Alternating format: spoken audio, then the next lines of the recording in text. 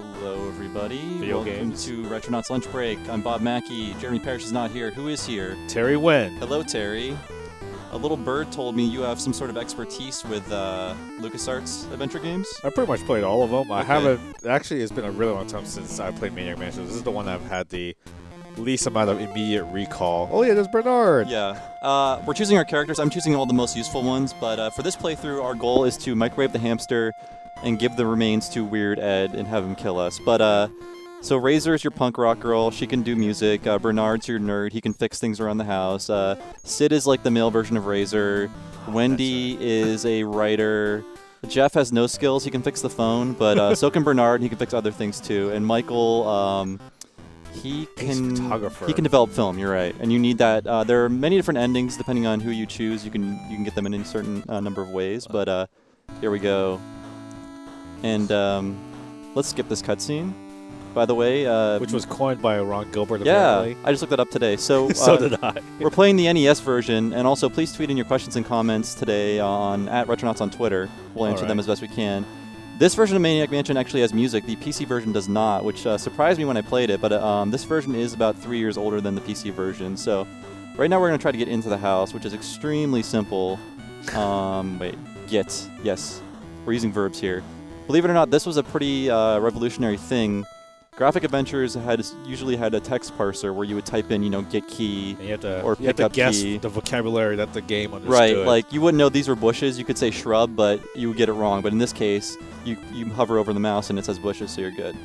So here's what I'm going to do. I'm going to use, here we go, use key in front door. Whoa! Amazing. Point and click interface. And now that I've unlocked the door, I'm going to have Dave give the key to another kid because Dave is completely useless in this game. He has no skills, no abilities. And whenever you're forced to use him, right? Because he's like the main duder. You're always forced to have him in your party, Yeah. but you don't have to use him for anything. What I usually do is there is a dungeon your characters get thrown into if you are caught. And I usually have Dave just stay down in the basement so he can push the loose brick to let people out of the dungeon if they get caught. And actually, if you sacrifice Dave in the beginning of the game, you can get rid of Nurse Edna, who is one of the residents of Maniac Mansion. What an inglorious task he has. Yeah. Hey, I mean, you can use Dave if you want to for your own, whatever you want to do. But okay, there's Nurse Edna, and she's got me.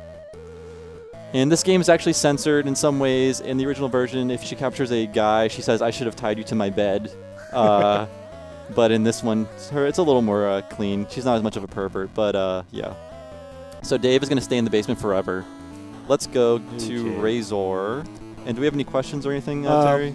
One of the first few ones is about like which version you're playing and a follow-up. So Andrew C is saying, why are you playing the NES version?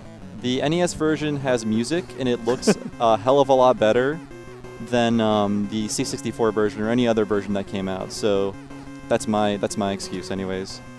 And some people have asked, such as Matthew J and his like, have asked about if we've seen the fine piece of television entertainment that this spawned. On TV's Family Channel, starring SCTV's Joe Flaherty as Dr. Fred. Indeed. I have, but only as a child, and it was too bad for me to even watch.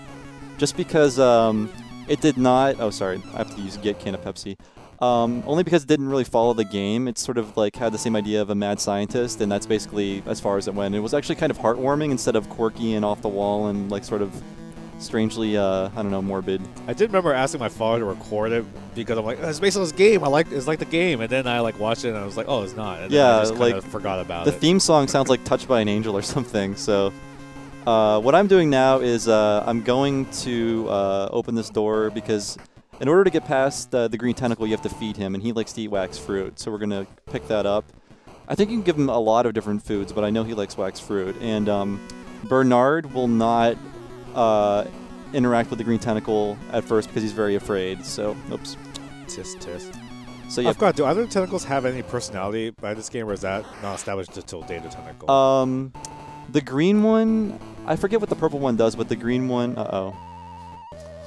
So now we're kind of screwed in a way, but not really.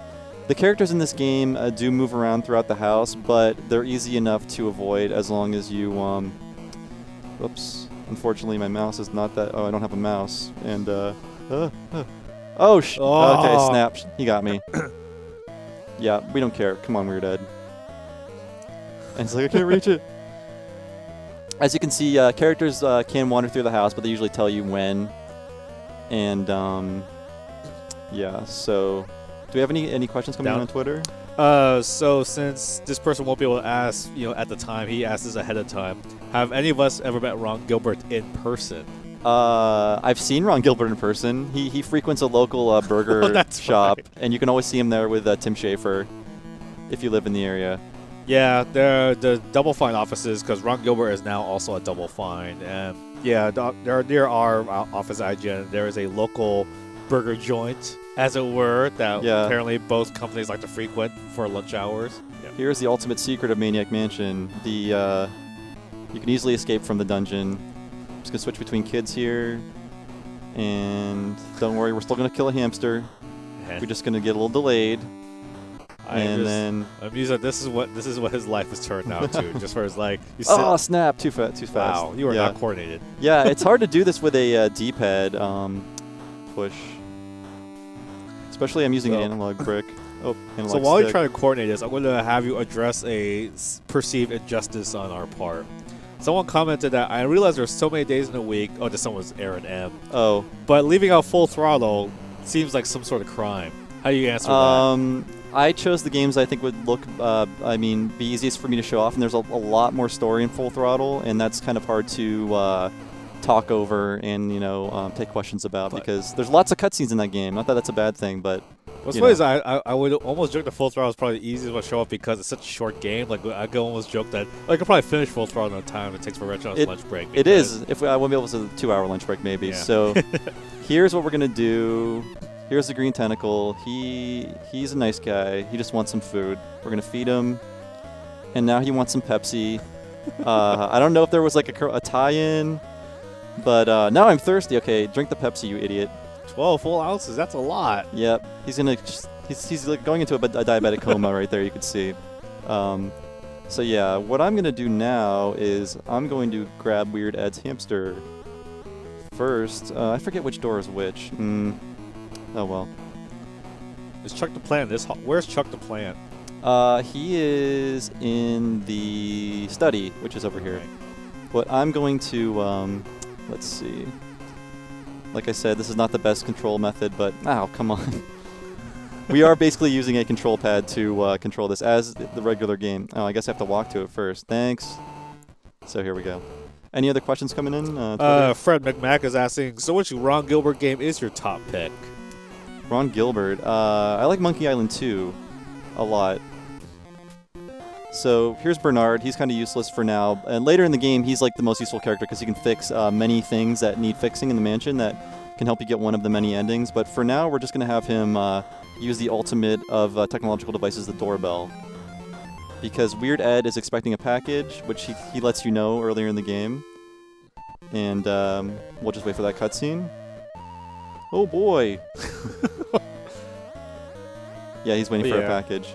Yeah, I guess Monkey Island 2 is maybe a more objective, but I just have a soft spot for Monkey Island 1. Yeah. I mean, it's like I think it's the best of that old style of adventure game, but I do have a soft spot for this game because I played it so much as a kid. Yeah. And it did actually creep the hell out of me in some cases. I think this is his room. Yeah, speaking of creeping out, someone commented. Wait, yes. Where is it? Oh, that's right. Mix and Notice commented about how Nurse Edna creeped him out as a young kid and that the Star Control 2 sex scene made him feel like really dirty also. So he had a very confused, I guess, childhood of playing video games. Oh. No trespassing. Yeah, for some reason the Edisons have blue skin in this game, which I think is really cool, but I don't know what that's supposed to signify. Maybe they are radioactive or something, I don't know. Okay, so Weird Ed is coming back to his room, and we're going to snap that card key that we need. But I'm going to hide again. Hopefully I can get away from him. It's really hard to tell because it's not like they move in real time in this game. So let's switch back to Bernard really quick. We're going to microwave the hamster very soon. What time do we got, Terry? 1:09. Oh, we still got plenty of time. Yeah. So. Plenty of hamster nuking time. See, the door is locked, but any kid can open it from the inside. And you can pull these. Oops.